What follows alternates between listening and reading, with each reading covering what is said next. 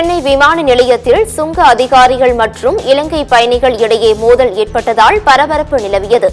இலங்கையில் இருந்து ஸ்ரீலங்கா ஏர்லைன்ஸ் பயணிகள் விமானம் சென்னை விமான நிலையத்திற்கு வந்தது.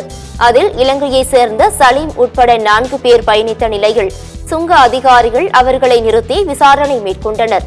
அப்போது சலீம் தாங்கள் துணி வியாபாரிகள் என்றும் சென்னையில் இருந்து இலங்கைக்கு துணி வாங்கி செல்ல வந்திருப்பதாகவும் கூறினார்.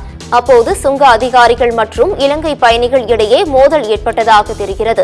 இது சம்பந்தமாக சென்னை விமான நிலைய போலீசார் விசாரணை நடத்தி வருகின்றனர்.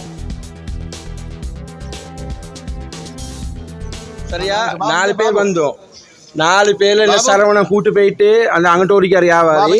சரியா 4 பேரும் போயிட்டு இன்றைக்கு அடிப்படி சண்டை சரவணனுக்கு ரூமுக்கு கூட்டு போயிட்டு பாட்டிலே இல்ல இந்த மூஞ்ச பிச்சு இந்த மனுஷன் மூஞ்ச பிச்சு எல்லாம் செஞ்சு அவர் மன்னிப்பு கேட்கிறாரு. இவர் மன்னிப்பு போட மாட்டேன்னு சொல்லி இவருக்கு போயிட்டு இப்ப ஹாஸ்பிட்டல்ல போயிட்டு இவர் அட்மிட் பண்ண போறோம். இப்ப சரியா சென்னை ஏர்போர்ட்ல இருக்கிறோம் நாங்க இப்ப.